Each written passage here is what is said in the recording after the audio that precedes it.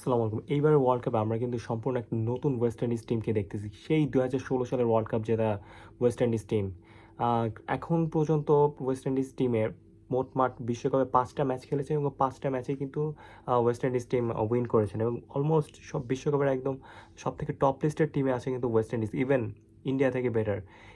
Next match West ইন্ডিজের সাথে India রীতিমতো থুবড়ি খেয়ে পড়তেছে ওয়েস্ট ইন্ডিজের ফর্মে।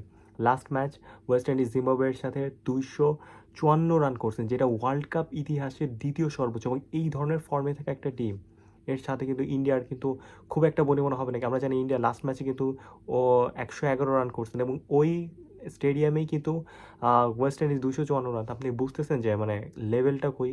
ইভেন আমরা জানি যে ওয়েস্ট ইন্ডিজের প্লেয়াররা যদি ফর্মে থাকে আসলে তাদেরকে হারানো বা ব্যাটিংয়ে মানে এটা আসলে অবিশ্বাস্য এবং মানে অসম্ভব একটা ব্যাপার হয়েছে। ওয়েস্ট ইন্ডিজের প্লেয়াররা যখন ফর্মে থাকে তারা ১ থেকে ১১ পর্যন্ত সবগুলো ব্যাটসম্যানই কিন্তু ৪-৬ মিলাইতে পারে না। অর্থাৎ টি-টোয়েন্টি সুলভ যে ধরনের batting, aggressive more than T twenty batting, এটা কিন্তু ওয়েস্ট ইন্ডিজের প্লেয়াররাই কিন্তু দিতে পারে। আমরা যদি একবার স্কোর কার্ডের দিকে লক্ষ্য করি তাহলে দেখি ব্র্যান্ডন কিং ১২ বলে ৯। ওয়েস্ট ইন্ডিজের প্রথম ধাক্কাটা কিন্তু দেয়। ফার্স্টে কিন্তু জিম্বাবুয়ে খুব ভালোই কিন্তু স্টার্ট করছে। কিন্তু ১২ বলে ৯ রান করে কিন্তু জাস্ট একটা ৬ মেরে কিন্তু আউট হয়। একটা ৬ মারছে, বাকি বল কিন্তু বাকি বল ডট খেলছেন এবং জাস্ট ৩টা রান নিয়েছেন। শাই হোপ ১২ বলে ১৪। তারপরে শিমরন হেইমার মায়ের শুরু করার ৩৪ বলে ৮৫, ৭-৪, ৭-৬।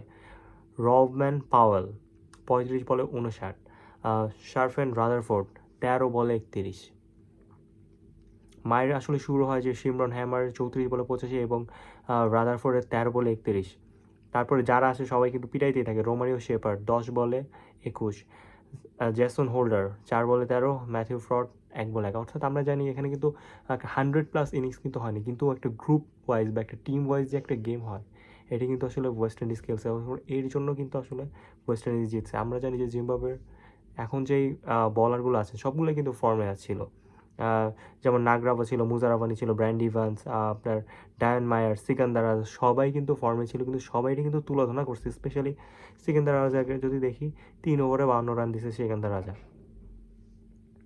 অর্থাৎ সবাই ফর্মে ছিল এবং ওয়েস্ট ইন্ডিজের বাজে বোলিংয়ের জন্য কিন্তু মোস্ট অফ দ্য টাইম এবং জিম্বাবুয়ের বাজে বোলিং এবং ওয়েস্ট ইন্ডিজের ফর্মের জন্য আসলে ওয়েস্ট ইন্ডিজ শেষ পর্যন্ত ম্যাচটা জিতেছে।